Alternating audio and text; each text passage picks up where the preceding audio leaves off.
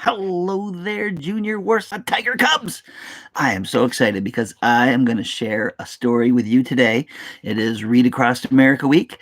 And so I was in a few classrooms the other day, and now I want to share a story with everybody. This is one of my favorite stories. It's called The Paper Bag Princess. It's written by Robert Munsch, and the illustrations are by Michael Marchenko. The Paper Bag Princess. And it's sort of a fairy tale, but it's very different than a regular fairy tale. So I want you to listen very carefully to what is different about this particular story and why I love it so much. All right, here we go. The Paper Bag Princess.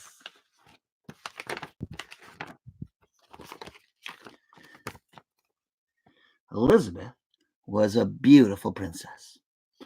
She lived in a castle and had expensive princess clothes. She was going to marry a prince named Ronald. And there's Ronald, and he's holding a tennis racket, which is already something you don't normally see in a fairy tale. Keep listening, there's more. Unfortunately, a dragon smashed her castle, burned all her clothes with his fiery breath, and carried off Prince Ronald. He just took him. Look, there he goes. He's flying away with. He's just gone. The prince, not the princess. The prince. Hey, there's a difference. All right, here we go. Elizabeth decided to chase the dragon and get Ronald back.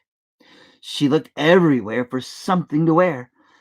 The only thing she could find that was not burnt was a paper bag. So she put on the paper bag and followed the dragon. He was easy to follow because he left a trail of burnt forest and horses' bones. It's just a picture.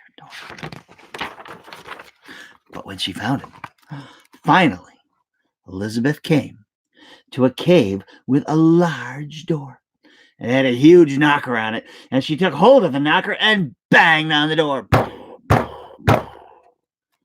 The dragon stuck his nose out of the door and said, "Well, a princess. I love to eat princesses, but I've already eaten a whole castle today.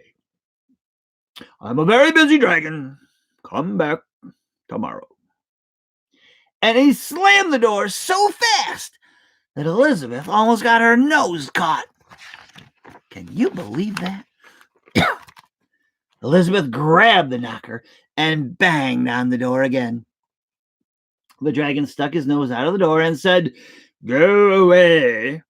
I love to eat princesses, but I have already eaten a whole castle today.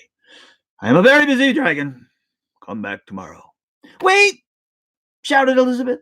"Is it true that you are the smartest and fiercest dragon in the whole world?" "Why, yes," said the dragon.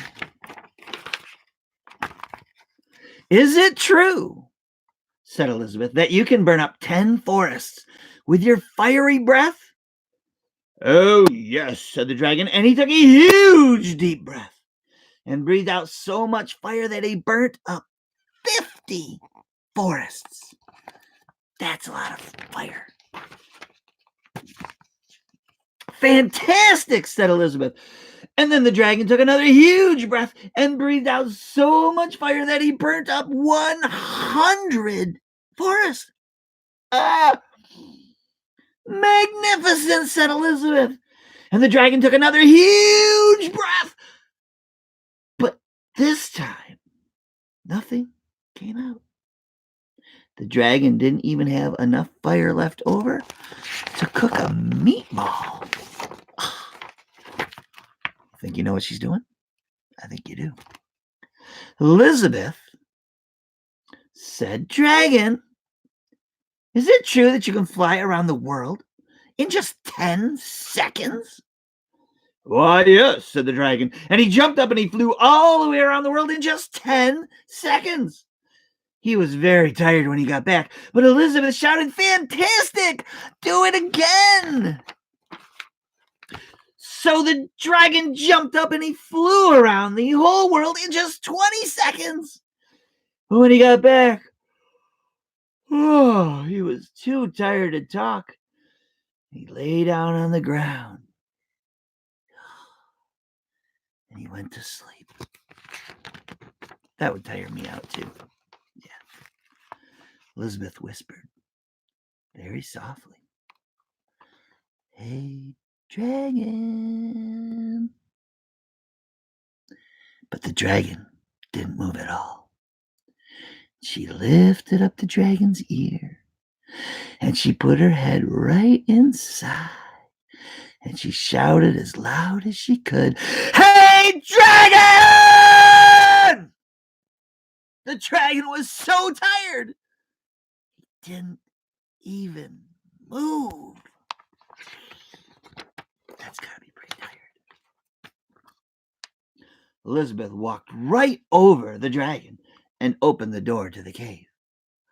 There was Prince Ronald, and he looked at her and said, "Elizabeth, you're a mess. You smell like ashes. Your hair is all tangled, and you're wearing a dirty old paper bag.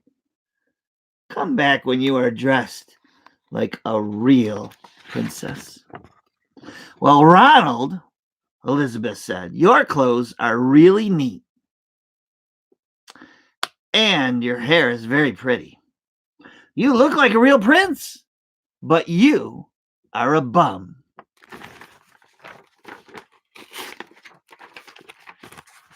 And they didn't get married after all. The end. All right, ladies and gentlemen, boys and girls, children of all ages, you keep reading those books. You keep enjoying this reading week, and I will see you later. Adios.